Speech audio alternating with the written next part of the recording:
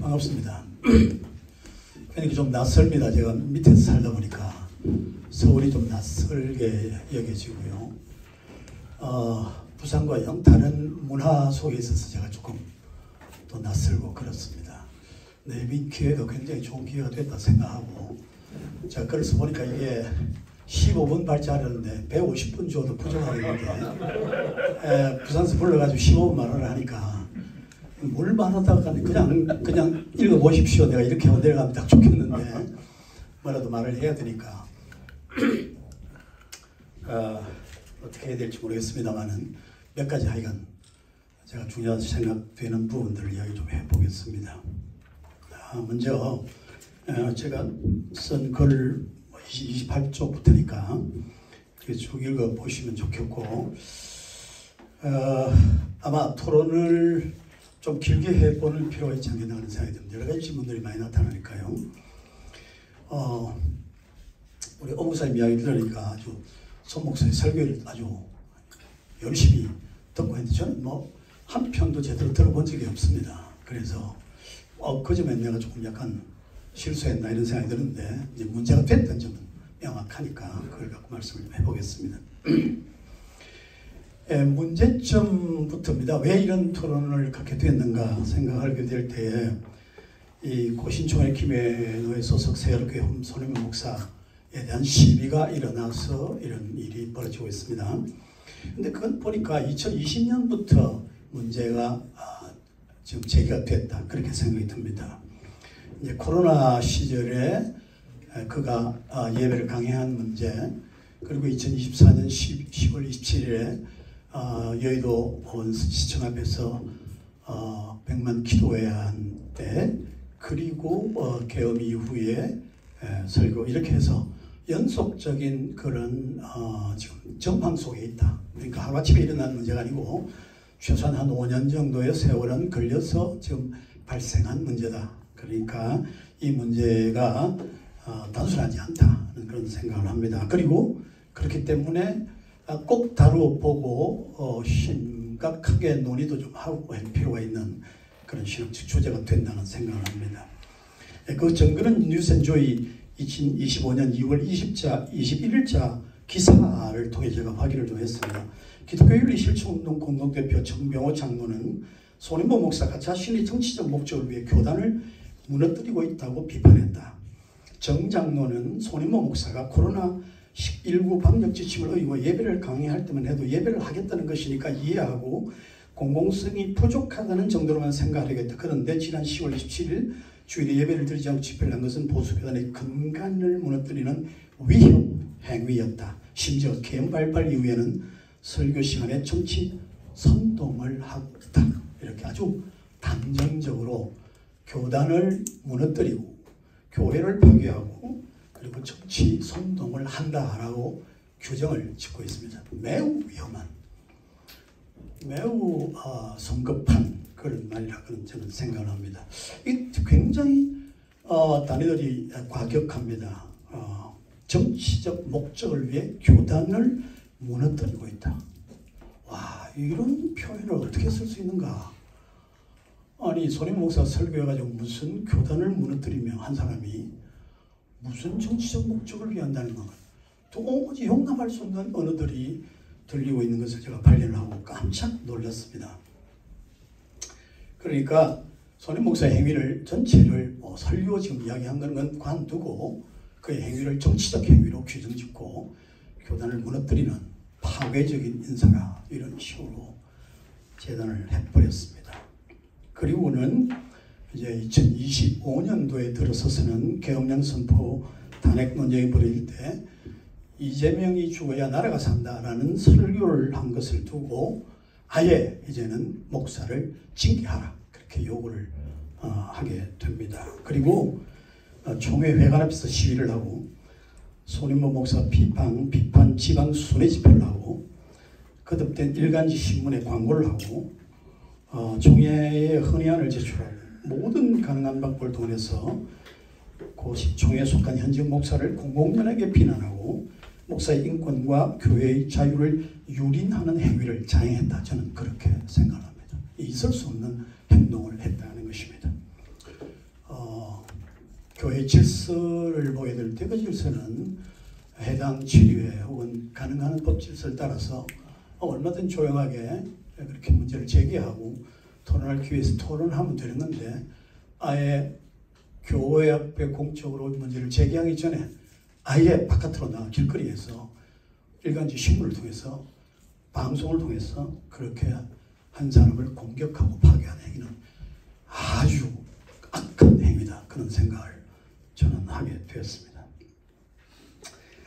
그래서 이런 프로테스탄트 교회의 전통과 성경의 가치를 따르는 모습을 소중하게 여기는 이런 목사들이 이제 그를 좀 변호해야 된다는 생각을 하고 모임도 하는 이런 현장까지 지금 우리가 오게 왔습니다.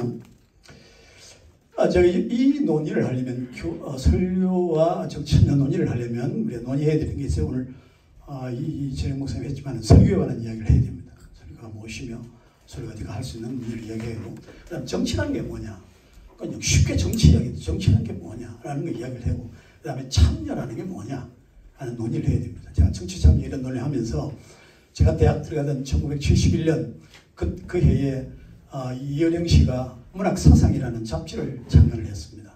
그 대학 이런 때부터 제가 굉장히 오랫동안 열심히 본 사람인데, 그 이여령 박사가 사실은 문학의 정치, 문학의 사회참, 문학의 참여 문학 이 문제에 관해서 도전을 해가지고 그 김수영 시인이 참여 시인으로 명망을 떨치고 할 때 안 된다, 순수 문학으로 가야 된다고 주장한 사람이 이여령 박사였습니다. 그래서 그 순수 참여 논쟁이 문학에서 굉장히 활발하게 이런 때가 60대 말 70대 초의 상황입니다. 요즘 다 사라져 버렸어요.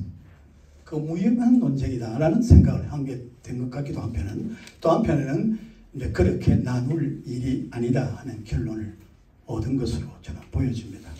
그래서 우리가 지금 하는 이 이야기도 어느 세월 가면 아마 그때 그런 일이 있었지라는 정도로 이해되려고 하지 않겠는가. 그래서 뭐 이런 논쟁을 갖고 감정을 상하거나 뭐 그럴 일은 아니다.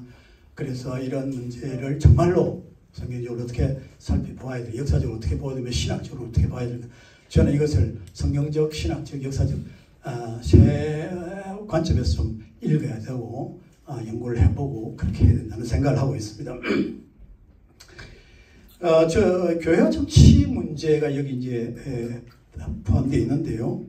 교회가 정치에 관여할 수 있는가? 목사가 정치에 대한 설교할 수 있는가? 목사가 설교 시간을 정치 선동장으로 사용할 수 있는가? 여러 가지 질문들을 합니다. 그런데 그래서 여러 가지 좀 문제를 살펴봐야 합니다. 교회 정치 도망이 어떻게 제가 다 듣지를 못했습니다만은 우리 김윤태 교수가 정교 분리 문제도 좀 다루었고, 그건 저는 이 정교 분리 문제 한국 교회가 일찍 경험을 했다고 저는 생각하는 사람입니다. 선교한 지 한 15년 되는 1919년 만 3.1 운동이 일어났을 때 독립선언서를 만드는 사람들, 특별히 33 중에 16명의 기독교 목사, 장로, 전도사 이 16명이 거기에 서명을 하게 되는 과정을 보면 그때 이미 이 논쟁을 다 했습니다. 교회가 정치에 참여할 수 있느냐, 교회가 타 종교, 특별히 천도교, 타 종교와 연합해서 이런 일을 할 수 있느냐, 두 가지 문제가 핵심 신학적 과제로 등장했습니다. 그래서 주저하는 사람이 있었고 빠지는 목사들이 있었고 막 그랬다고 했습니다. 그걸 남강 이성훈 장로가 깨끗하게 정리를 한 것으로 그렇게 기록되어 있습니다. 나라가 없어지는데 너 혼자 천국이 있을 거냐, 천당이 있을 거냐, 그렇게 이야기함으로 다 주저앉혀서 그렇게 했고, 누구 이름 먼저 나오느냐 시비가 흘릴 때 그건 다 죽는 순서다. 죽는 순서를 앞에 쓰려고 생각하지 마라. 그때 33명 이름 쓰면서 누구 이름 먼저 쓸 거냐가 시비가 됐던 모양입니다. 그 기독교에서 특별히 논의를 했대요. 누구 이름 먼저 가자고. 그럴 때 이성훈 장로가 그 죽는 순서니까 앞에 쓸 생각하지 마라. 그래서 천도국 교령을 제일 앞자리에 쓰게 만들었다. 이제 그런 이야기들이 옵니다. 그래서 정치와 교회가 정치에 참여할 수 있는 문제는 3.1운동 때 이미 해결된 문제다 저는 생각합니다. 그리고 군사정부가 일어났을 때에 소위 대한민국의 진보주의 교회라고 말하는 교회 지도자들이 엄청나게 데모했습니다. 제일 앞장섰습니다. 그래서 거기서 데모하다가 어려움을 당한 감옥 갔다 온 사람은 독일 교회가 불러줘서 2년 동안 교회에서 불러주고 한국 돌아갈 때 집도 한 채 사줬다는 이야기가 파다하게 돌 정도였습니다. 그래서 감리교 기장 이런 데는 데모하다 한번 잡혀 안 가면 목사 취급도 못하던 그런 시대가 있었습니다. 그걸 두고 진보 그런 일을 두고 뭐 보수주의 교회들이 욕을 하고 비난하는 적이 없었습니다. 그래서 이런 정치적인 아주 극단적인 상황이 올 때에 한국 교회는 아주 적극적으로 참여했고 다 못하면 한편 어떤 사람이 참여했고 그것을 그냥 묵인하고 또 한쪽 편에서 열심히 전도하고 그래서 70대, 70, 80대는 한국교회가 그 두 날개가 열심히 해가지고 한국교회가 한국 사회에 대해서 부끄러움이 없다 저는 생각합니다. 그런 어려운 시대에 만약 전도만 하고 있었다면 아마 역사적으로 엄청 비판을 받았을 것입니다. 그러나 또 그렇게 한편으로 열심히 현실 참여하는 교회가 있었고 또 그를 이용해서 불안한 시대에 열심히 전도하는 교회가 있었고 7, 80대 한국교회가 굉장히 부흥했습니다. 그래서 그 두 양날개가 한국교회를 이끌고 사회를 이끌고 왔다. 그렇기 때문에 뭐 한국교회는 이미 그런 문제를 다 실제적으로 신학 논쟁하기 전에 실제적으로 다 해결한 교회였다. 저는 그런 생각을 합니다. 그래서 저는 그런 면에서 전혀 부담이 없었고 제가 80년대에 sepsik간사 되면서 유학을 하려 했던 이유 중에 하나는 내가 이 시대에 어떻게 학생들에게 말을 해야 되는가. 사실 제가 그 기독교 윤리에 대한 관심이 있고 그래서 구약 윤리를 하느라고 영국으로 갔고 그래서 제가 아모스를 사실은 했던 이유가 아모스를 했던 이유가 거기에 있습니다. 구체적으로 어디까지 얼마만큼 어떤 방법을 해야 될 거냐 하는 그런 이제 그것이 관심사였지 그게 뭐 할 수 있느냐 없느냐는 전혀 저는 목사가 되기 전부터 전혀 문제가 되지 않았던 것이기 때문에 오늘의 이 문제가 저는 매우 이상하다. 왜 이런 소리가 나는가 하는 그런 생각을 저는 하고 있습니다. 하나 또 생각할 것은 이 교회와 정치와 국가와 교회와 국가, 교회와 정치 이렇게 말할 때 두 개를 분리를 해야 됩니다. 교회하고 국가라 말할 때 그는 조직체를 이야기하는 것입니다. 조직체가 다른 조직체를 관장하거나 간섭하는 것은 no. 근데 교회와 정치 이야기할 때는 그 교회는 사실은 교회라기보다는 때로는 막 그냥 religion, 종교라 표현하는데 제가 볼 때는 신앙입니다. 교회가 아닌 신앙, 신앙과 정치는 분리될 수 없다. 교회와 국가는 분리돼야 하지만 신앙과 정치는 분리될 수 없다는 점을 분명히 하고 이야기해야 되지 않나 그런 생각을 합니다. 이 논쟁을 하면서 제가 참 기가 막히는 것이 설교 논쟁을 하는데 극우 표현합니다. 극우. 어이가 없습니다. 극우는 그야말로 정치적인 표현입니다.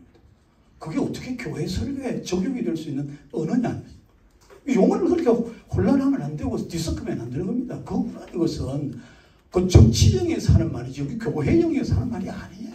설교를도 그런 표현을 극우처럼 보인데도 그래 말하면 안 되는 것입니다. 그런데 그런 말을 함부로 뒤섞어 사용하고 있습니다. 교회 목사는 그런 생각을 하지 않습니다. 교회가 극우란 표현이요. 과격하고 극단적인 방식으로 자기 주장하는 사람을 말하는 건 아닙니까? 교회가 그렇게 하는 사람이 어디 있습니까? 말할 뿐인데요. 그러니까 그런 잘못된 용어가 사용되는 것은 굉장히 문제가 있다. 그런 생각을 합니다.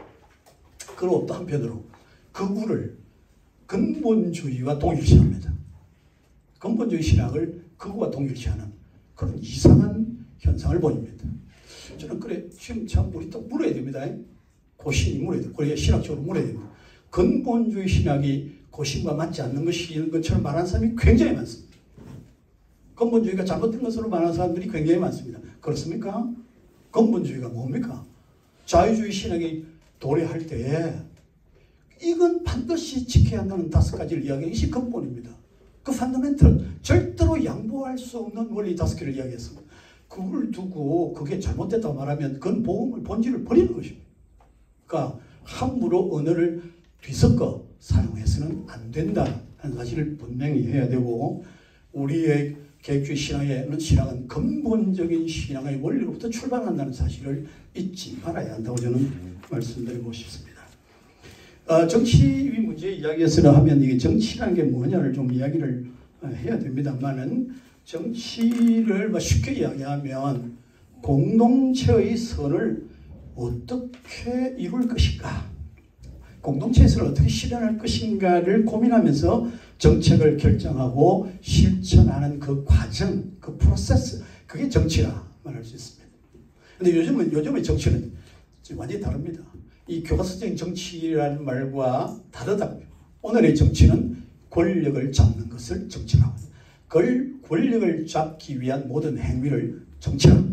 그게 제일 한국적 정치 개념으로 정확하다 저는 생각합니다.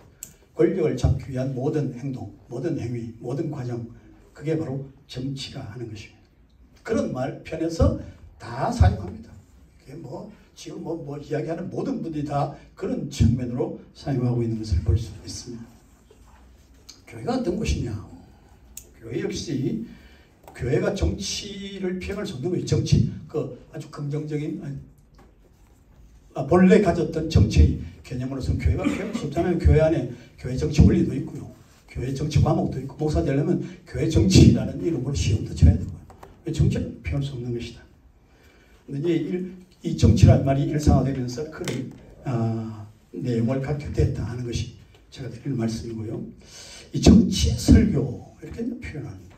정치 설교 혹은 정치 신학 이런 표현을 제가 썼습니다. 그 정치 설교, 정치 설교 느끼는 그 부분이 있으니까 정치 선생님과 있다 하고 정치 설교를 한다 하고, 저는 마음으로는요, 모든 설교가 다 정치적 설교다 생각하는 사람입니다. 모든 설교가 정치 설교, 참된 정치 설교가 진정한 복음 설교가 될 수 있다고 저는 생각하는 사람입니다.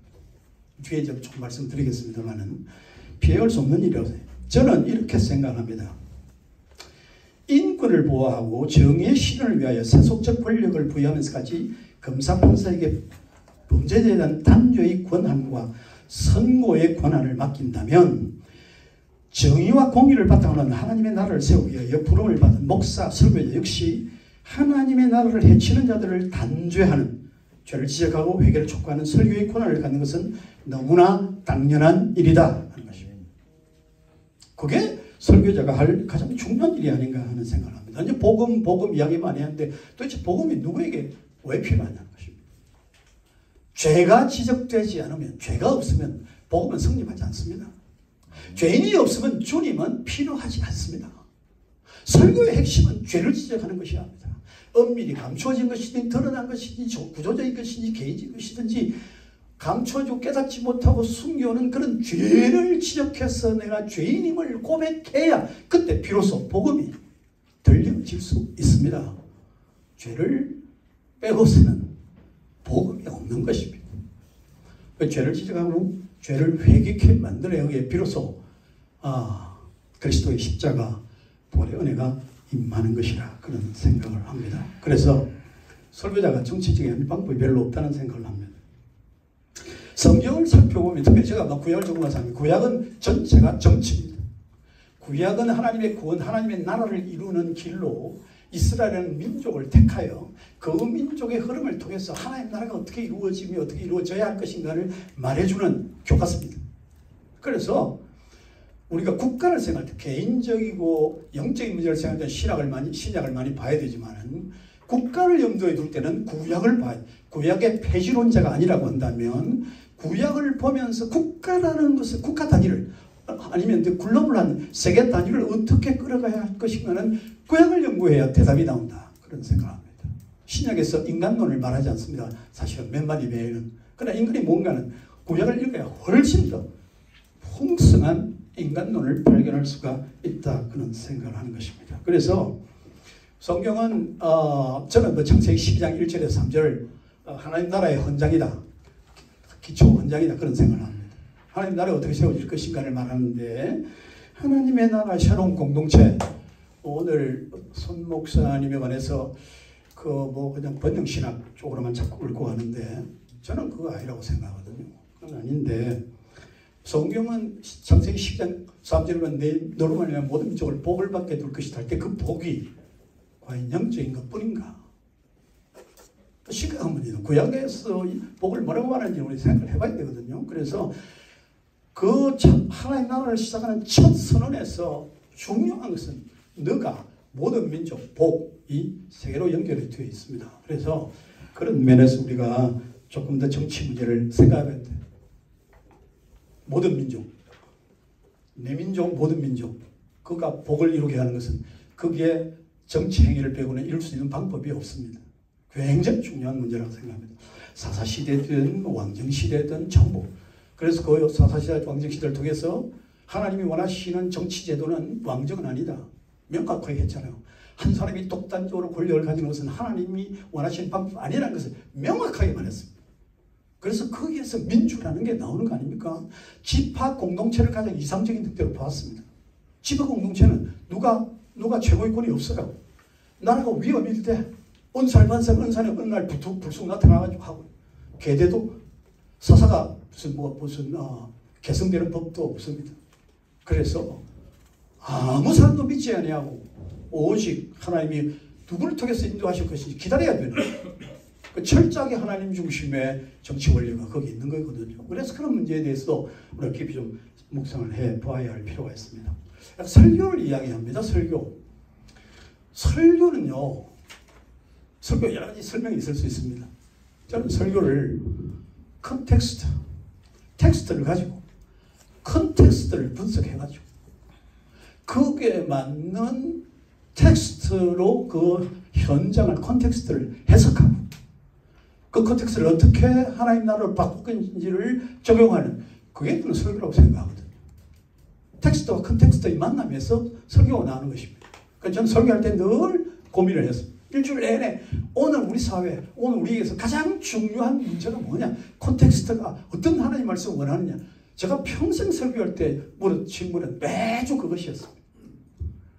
콘텍스트에 대한 대답을 주지 않는 본문이 무슨 의미가 있습니까? 그거 굉장히 중요하거든요. 그래서 저는 설교를 어떻게 이러냐? confrontation이죠. confront, 맞부딪히는 겁니다. 하나님 백성과 맞부딪히는 것입니다. 설교 현장은. 하나님을 대신해서 설교자가 교인들하고 맞부딪히는 것입니다. 제대로 살았느냐? 말씀대로 살았느냐? 우리가 제대로 하나님을 영화롭게 하고 있느냐? 제대로 은혜의 사람으로 살았느냐? 질문하고 그러지 못하지 않았느냐? 그래서 요거라도 바꾸자. 이렇게 가자. 그렇게 맞서는 장비라고 생각하거든요. 그래서 저는 설교를 1시간쯤은 해야 된다고 늘 생각하는 사람입니다. 그래서 내용으로 감동으로 못 이기면 시간으로 이겨야 된다. 그리고 좋습니다. 할 때까지 해야 된다. 목사가. 다음에 기회가 있을지 모르는데 오늘 마지막 시간일 줄 모르는데 내가 목사가 지고 가면 안 되는 건데 반드시 이겨야 돼. 반드시 이겨야 돼. 오늘 시간이 조금 네, 소리가